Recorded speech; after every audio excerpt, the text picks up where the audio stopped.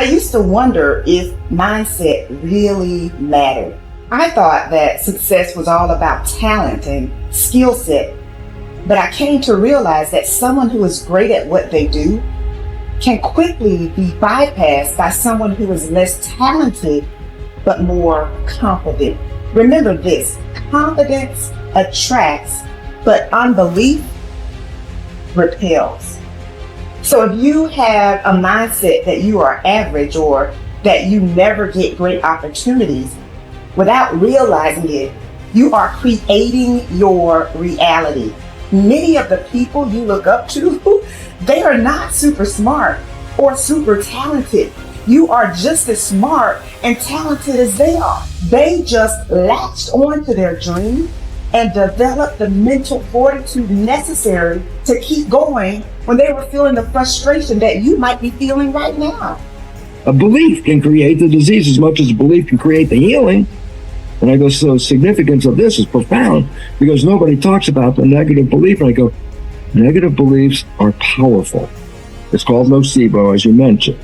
And as I said, they can cause any disease and they can kill you. Just because you believe you're going to die, you can die just from the belief. We always have to update our versions about reality because it's the only way that we adapt. Don't believe everything you've read or heard. It just may not be the truth. There's always a greater truth that you and I can begin to investigate. Surely someone in eternity has had similar problems as you and I and have gotten beyond it. Yes or no? So study that person. You want to be wealthy? Study wealthy people. Don't just have some panacea that you're just going to get wealthy. Read about wealthy people and find out that they lost everything and failed miserably 20, 50 times. But what they had as a characteristic, a quality in their personality is they were persistent and they kept changing and they kept forgiving and letting go of the past and kept going. And sooner or later they ran into it, and when they had all the money they wanted, it was never about the money. It was just about that they could prove to themselves that they can do it. Stop rationalizing. Stop making excuses. Stop giving yourself little watered down assessments of where you're really at. Tell yourself the truth. Are you making yourself better? Or are you making yourself worse? Are you moving forward or are you moving back? Anything that you have that you feel is a negative, it doesn't matter. Anything you feel it's a positive, it doesn't matter. We're still the ones that make the decisions and we're the ones that move the needle because no one's doing it for us. We want to change the world, we decide we're going to change. We want to change the economy in our home, we have to decide. We want to change the amount of time we spend with family or live into our true purpose or be the woman or God or man God designed us to be. No one else is doing it for us.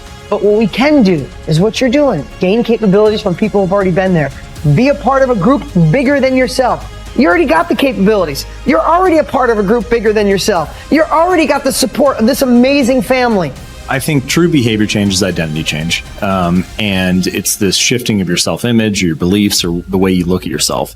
Because it's one thing to say that I want this, and something very different to say I am this. So people walk around with beliefs like that all the time. I'm not a language learner. I'm not good at math. I'm terrible with directions. I'm not good at remembering someone's name. Yeah. And once you have those type of, once you adopt that identity, it becomes very easy to just reinforce that over and over again. And so these three levels that you mentioned, outcomes, process, and identity, all three matter. But I think the key is that you want the direction of change to be in the right way, the right arrow. So if you start with the outcomes, if you start with the result, then you're like, oh, I really want this thing, and here's my plan for getting it. And most people just never think about the identity that comes underneath that. Like they think, I want to lose weight or I want to be skinny, and if I follow this diet, then I'll be skinny. And then they don't really give any thought to the beliefs behind their behavior. But if you start the other way around, if you start at the identity, you say, all right, who's the type of person that could lose weight? Well, maybe it's the type of person who doesn't miss workouts. Then you start with that identity. You say, okay, I want to become the type of person who doesn't miss workouts. Here are the habits I need to build. And then whatever results come, just come naturally. So most people focus on the results and build a plan and let the identity come naturally, but that rarely works because their beliefs like conflict with your actions. But if you start with the identity and you build the habits to reinforce that, then the results just come on their own. You are quite capable, and I don't even know what you earn, but I do know this. You can turn your annual income into a monthly income. You're very capable of doing that. Now, you may think that I'm exaggerating. You can't exaggerate when you start talking about the potential of a human being. Stop and take a look at the way we communicate today. I remember when I was a kid when I saw the first television set. If anybody had told me at that time it was black and white, it was snow, and somebody would appear on the screen and they'd go away again. If somebody had said, listen, in your lifetime, you'll be able to put one on your wrist, self-contained in living color. Somebody can shoot something going on the other side of the world. You can watch the Olympics on your wrist. You'd have thought they were right out of their mind, but all that's going on. In fact, that's nothing today compared to what we're capable of doing. You stick a little camera on our computer and look at the other person and talk to them anywhere in the world. Doesn't even cost you a nickel. Are we moving ahead? I think we're moving ahead at a rapid rate. But I'm going to tell you something. The people that are taking this there are not letting the paradigm stop them. And I don't want you to let the paradigm stop you. I want you to stop and think of where you're going and what you're doing. And when you go to break out of the paradigm, it's because you're using a bigger idea than what you're conditioned to. Now, remember I said that conditioning is cause you to feel comfortable? It's only when you go to change the conditioning that you feel the discomfort. And when you get emotionally involved with it, you can be thinking of the change until you internalize it, nothing happens. But the second you internalize it, everything goes haywire. Why? You're dealing with the central nervous system. You're messing with the paradigm. You've heard the saying, habits die hard. Well, you put 1,000,000 of them together and see what happens. Yet it's like a wall, and you bounce off that wall, and you'll go back and live in your conformed or, state of bondage and justify why you should stay there. Don't let that happen. Absolutely refuse to let that happen.